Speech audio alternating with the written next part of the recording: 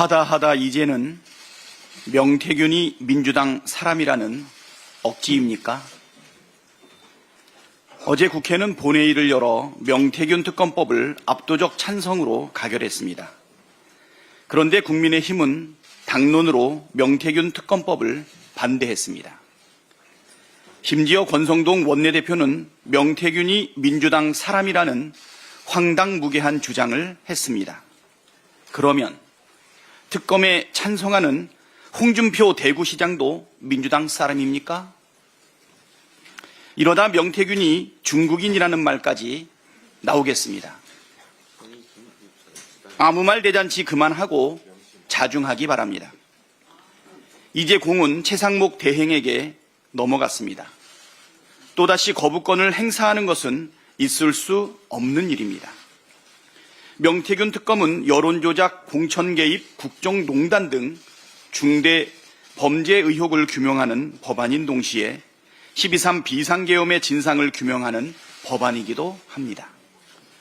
공범이 아닌 다음에야 거부할 이유가 없습니다.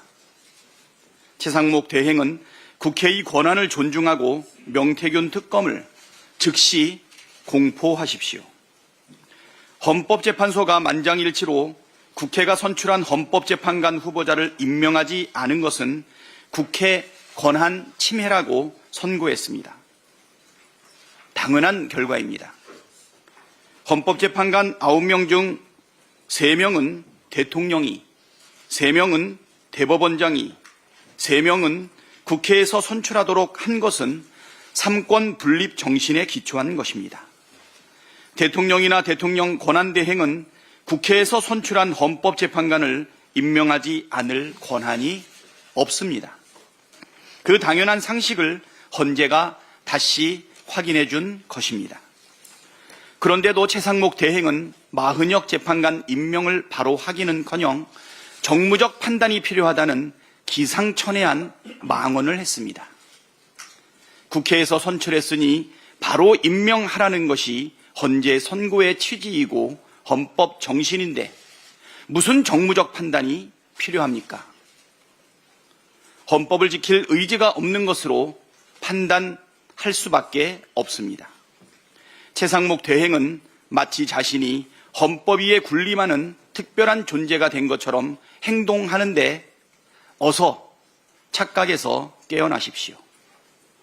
이런다고 내란 수습을 방해한 책임을 피하지는 못할 것입니다.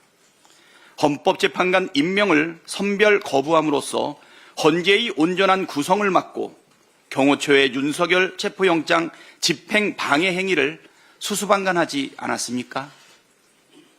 내란에 동조한 것 아니냐는 의혹과 정황도 존재합니다.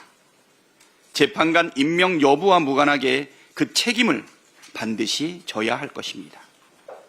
오늘 오전까지 마흔역 재판관을 임명하지 않는다면 대통령 권한대행으로 인정할 수 없다는 사실을 분명히 경고합니다. 오전 중에 꼭 임명하시고 오후에 국회에 오셔서 국정협의체에 임하셔야 하지 않겠습니까?